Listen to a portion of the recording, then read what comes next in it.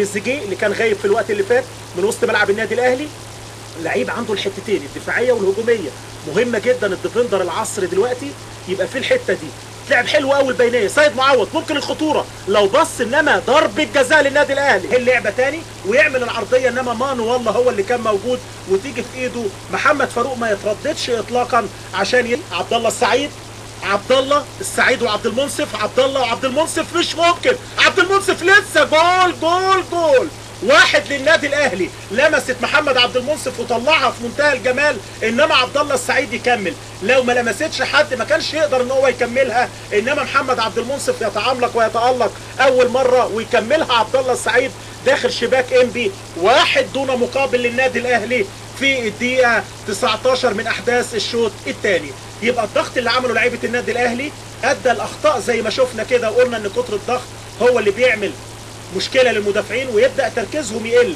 ادي عبد الله وادي محمد عبد المنصف يا ولد يا لعيب، يطلعها لاول مره ويكمل فيها عبد الله السعيد داخل الشباك. واحد للنادي الاهلي دون مقابل لنادي انبي في السوبر رقم 11 للكره المصريه بدايه موسم 2012 2013.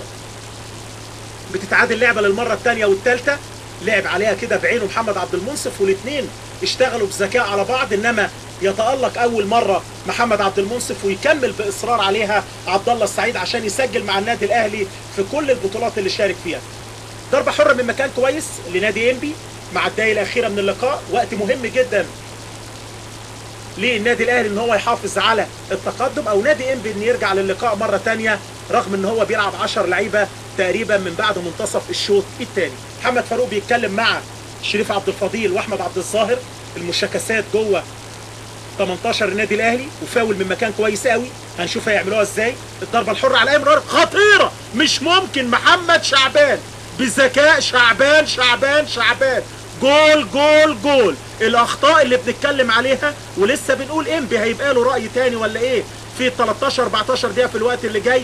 واحد الاهلي واحد انبي القريب، مش ممكن اللعبه اللي فاتت. ادي اللعبه هي وتعدي من مدافع النادي الاهلي واحمد عبد الظاهر اللي بذكاء كده يسيب الكوره عشان محمد شعبان يسجل هدف التعادل.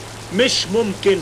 ادي الاخطاء يا جماعه. كنا بنتكلم على حراس النادي الاهلي، شريف اكرام اللي خد القايم البعيد مستني العرضيه، وكان لازم حد يبقى واقف قدام الضربه الحره بشكل افضل من كده. اللي هيجيب جون هنقول له مبروك السوبر على مسؤوليتي. احمد فتحي، واحد يقول لك يجي جون وفرقه تتعادل، صعب قوي في الافلام الهندي بس قدام ال 18. مره ثانيه للنادي الاهلي حسام عاشور يلعب العرضيه انما يطلع ثاني الدفاع لقدام، دخل لجوه محمد ناصف بشكل كويس ويطلعها، انما ياخدها ثاني ويلقطها محمد بركات يا ولد يا لعيب يمشي بيها عرضيه جول جول جول. الجول الثاني للنادي الاهلي مش ممكن. عرضيه ايه وحلاوه ايه، جده محمد بركات، عرضيه ما ترجعش. بقول لك يجي جون دلوقتي تقول مبروك. النادي الاهلي عرضيه بركات ورأسيه جده 2-1. الثلاث اجوان حلوا اللقاء. انبي عامل لقاء طيب وكبير. النادي الاهلي بخبره لعيبته محمد بركات الانطلاقه في منتهى الجمال والروعه، وعرضيه جده يقول لك اهي دي ما ترجعش يا جدعان. حلوه العرضيه، راحه جون وهي راحه في الهواء، بقول جون. بص شوف بركات بيعمل ايه، والعرضيه التمركز الرائع وجده في الشبكه. الجون الثاني للنادي الاهلي، 2 للاهلي. ولاعيبه الاهلي حاسين بينا لعيبه النادي الاهلي لان كان الوقت هيطول بينا قوي. ادي بركات وادي العرضيه وادي جده والحكايه من اولها. 2 للنادي الاهلي مع الدقيقه الثانيه من الوقت المحتسب بدل الضائع.